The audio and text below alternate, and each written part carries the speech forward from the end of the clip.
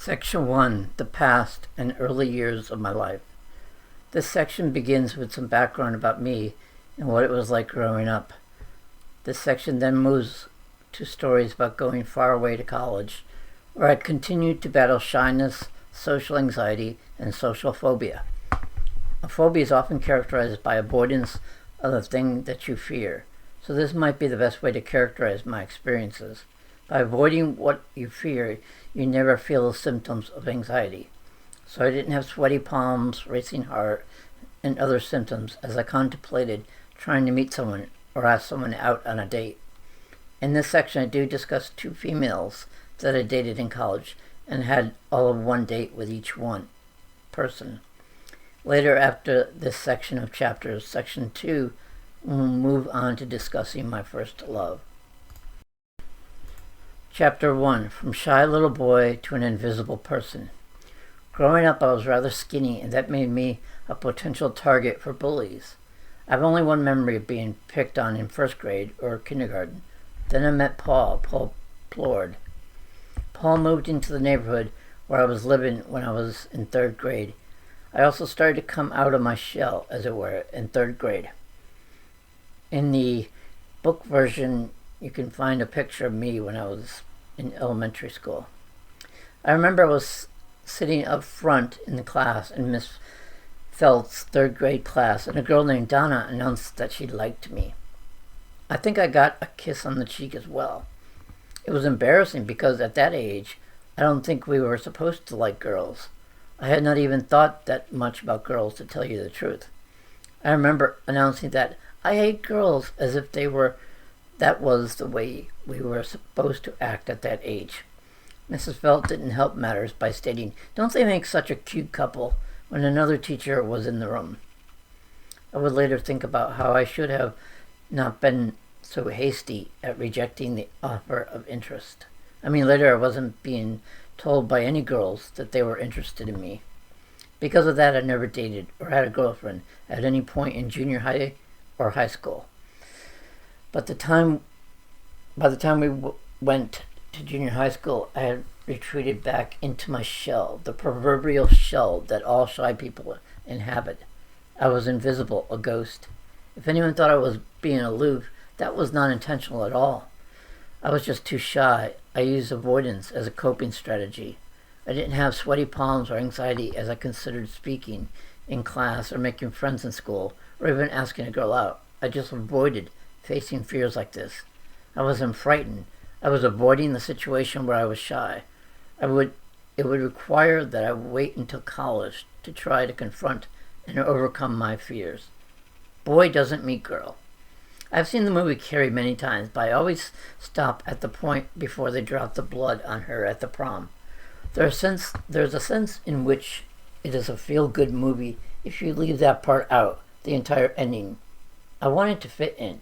Speaking from an experience, it seems more natural to want to work in the helping professions as a psychotherapist or counselor, where you can help the outcasts, the scapegoats, and those with emotional, psychological problems, those who once were picked on. The idea of a girl playing the role of Tommy for me, inviting me out, and being nice was something appealing to me.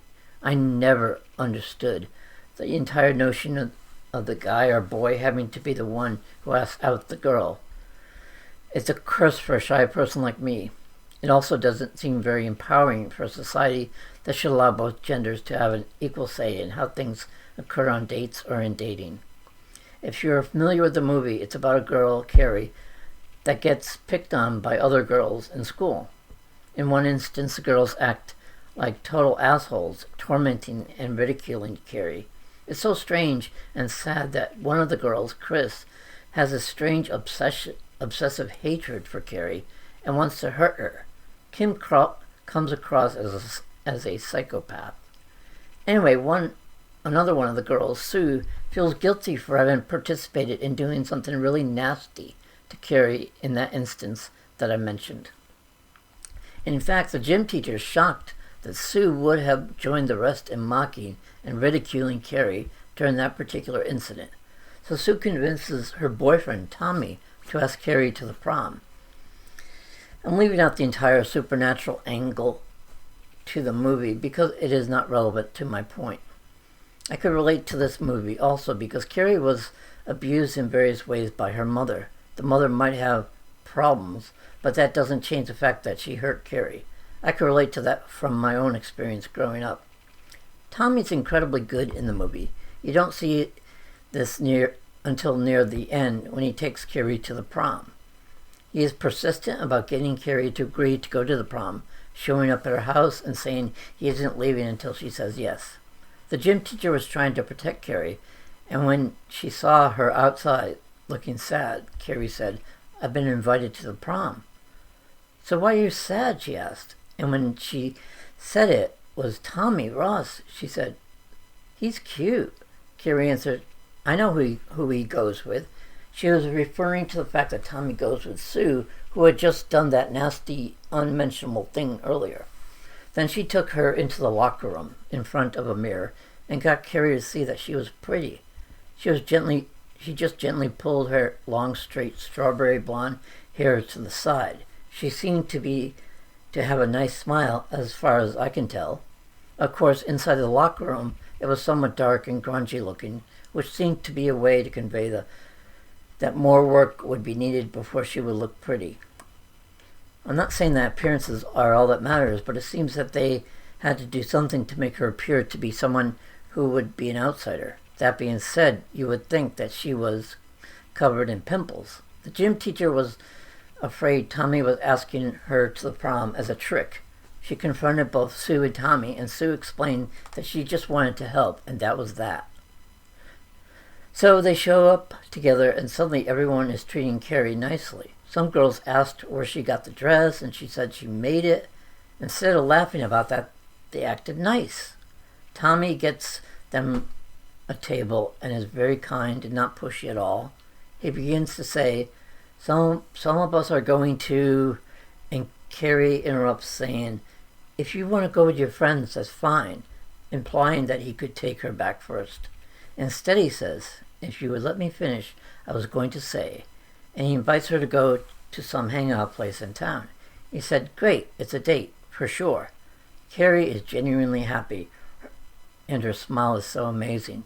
I noticed how Carrie looked at Tommy again and turned away. It seemed to me that Sissy Spacek had done a great job portraying a shy girl. The best I've seen any actor or actress portray. Maybe I found Carrie attractive because I could relate to her in some way. Or maybe I was just feeling good because I would relate to how I might feel having someone or wanting someone to notice me as a real person. For me, I had to wait until my senior year in college to get a first date. The person I asked out was shy too. I was too shy to even use the word date. Finally, Tommy persuades Carrie to come out onto the dance floor. It is so weird for me to say that I find this a feel-good movie because I never did any dancing. I've always been too self-conscious. I think Tommy was trying to do what might make Carrie feel good. It does seem that the way he holds her close is sweet, and it would feel good for two people. So when I saw Carrie out there on the dance floor, and at first she seems to step on his foot, and her first instinct is to run away with an apology, but Tommy gently guides her back, saying, "It's okay." Carrie says, "I can't dance, I can't." And Tommy just keeps repeating, "It's okay." Then something happens. I notice what Tommy noticed. Carrie looked pretty. She is thin, shapely. It occurs that we had already noticed that. Carrie has enough breast development to create attractive cleavage. It wasn't just that she was made up a certain way as they do in other movies. I suppose how a person is dressed has something to do with this. If she was all covered up in dirty clothes, one might not see her. What started out as a favor for Sue, his girlfriend, was becoming something different. You get the impression that he is noticing her in the way that was not something Carrie had experienced previously. That's what I liked. I would have wanted that same connection, but with a girl. Anyway, Tommy sees her and is attracted to her as a female.